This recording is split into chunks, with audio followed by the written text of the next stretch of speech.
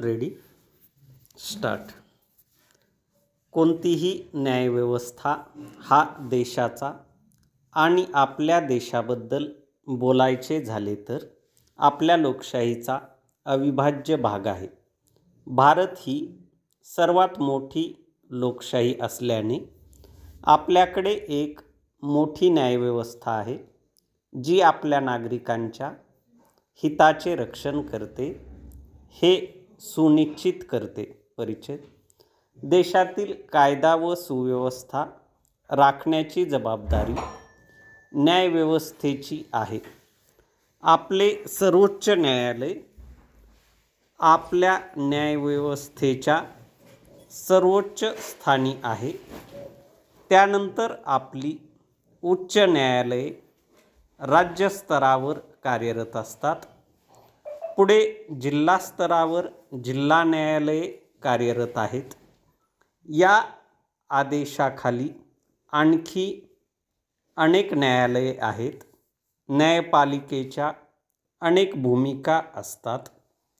भारतीय न्यायव्यवस्था ही ब्रिटिश सरकारच्या कायदेशीर व्यवस्थेवर आधारित आहे जी त्यांच्या काळापासून कार्यरत होती. स्वातंत्र्यानंतर त्यात काही फारशा सुधारणा झाल्या नाहीत.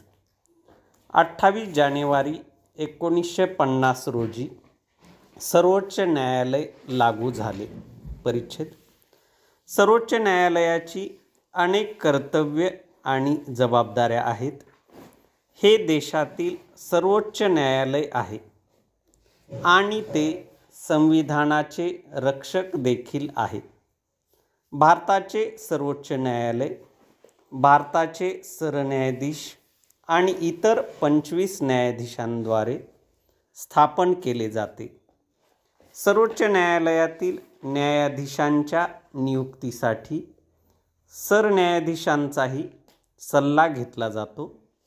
सर्वोच्च न्यायालयाच्या न्यायमूर्तींना गरज असेल तेव्हा त्यांच्या अधिकाराचा वापर करण्याचे स्वातंत्र्य आहे.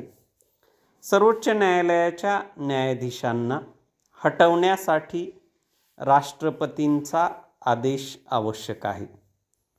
तसेच दोन्ही सभागृहातून 2/3 बहुमत मिळवावे लागेल.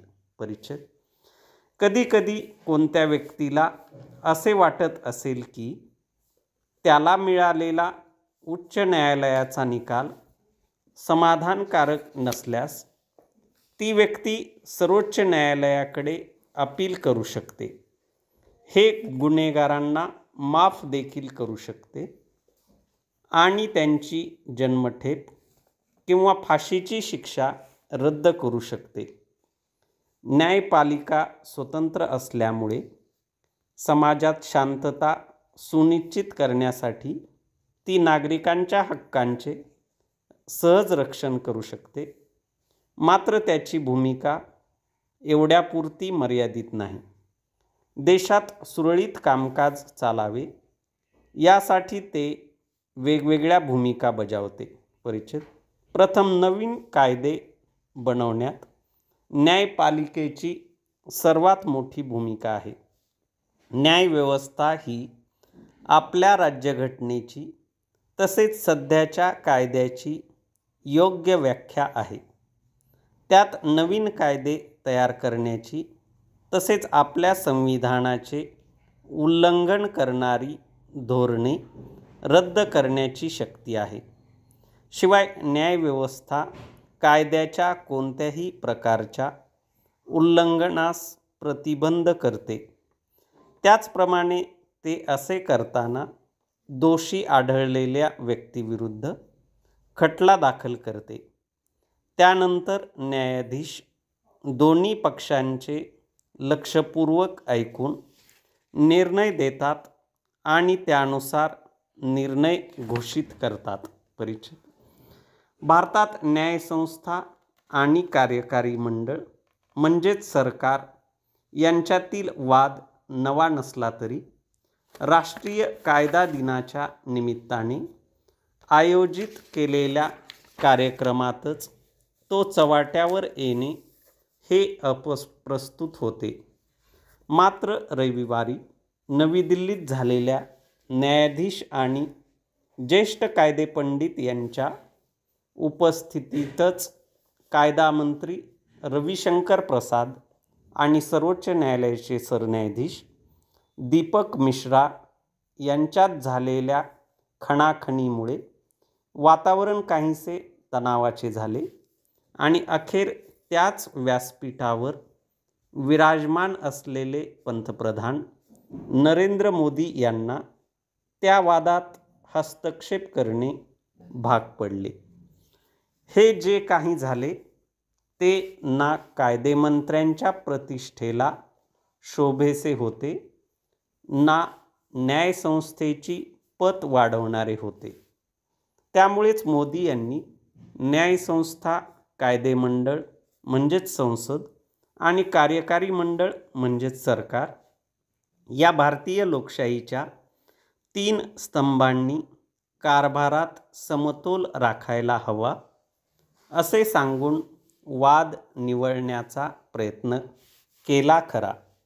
पण तरीही केंद्रात मोदी यांच्या नेतृत्वाखाली भारतीय जनता पक्षाचे सरकार आल्यापासून या 2 संस्थांमधील संबंध कसे तणावाचे बनले आहेत हे प्रकर्षाने समोर आलेच. परिच्छेद या तणावाचे कारणही लपून राहिलेले नाही आणि त्यात न्यायाधीशांच्या नेमणुकांचा प्रश्न जसा गुंतलेला आहे, त्याचबरोबर उच्च व सर्वोच्च न्यायालयात ढिगाणे येणाऱ्या जनहित याचिकांच्या वेळी न्यायसंस्था घेत असलेली भूमिकाही कारणीभूत आहे. या याचिकांवर निर्णय देताना न्यायाधीशांची न्यायालयीन सक्रियता प्रत्येक वेळी नव्हे, पण काही बाबतीत सरकारला अडचणीत आणते, हे नाकारता येणार नाही. तत्वधोरण आणि समग्र वास्तव परिस्थिती यांचा मेळ घालून सरकारला काम करावे लागते, तर न्यायालयाला समोर सादर होणाऱ्या बाजू आणि पुराव्यांवर आधारित निर्णय द्यायचा असतो. हा मूलभूत फरक लक्षात घ्यायला हवा. दुसरीकडे सरकारनेही आपल्या उद्दिष्टांमधील अडथळे म्हणून न्यायसंस्थेकडे पाहता कामा नये. पण काही वेळा हे भान ठेवले जात नाही. सध्या न्यायाधीशांच्या नेमणुका या सर्वोच्च न्यायालयाच्या अखत्यारीतील संबंधित मंडळाने करावयाच्या की सरकारने, हा मुद्दा या 2 संस्थांमधील वादाचा केंद्रबिंदू बनला आहे. परिच्छेद राष्ट्रीय कायदा दिनाच्या निमित्ताने झालेल्या कार्यक्रमात या वादाला तोंड फोडले ते थेट कायदा मंत्र्यांनीच. न्यायसंस्था पंतप्रधानांवर विश्वास का ठेवत नाही, असा प्रश्न रविशंकर प्रसाद यांनी उपस्थित केला. सरन्यायाधीश मिश्रा यांनी मग जनतेने निवडून दिलेले पंतप्रधानांवर आमच्या घटनेच्या चौकटीत तत्वानुसार विश्वास आहेच असे ठासून सांगितले. कायदा मंत्रालयाकडून म्हणजेच सरकारकडून कोणाचे नाव न्यायाधीश पदासाठी सुचवले गेले तर त्याचा गांभीर्याने विचार केला जातो, असेही त्यांनी मग जाहीरपणे सुनावले.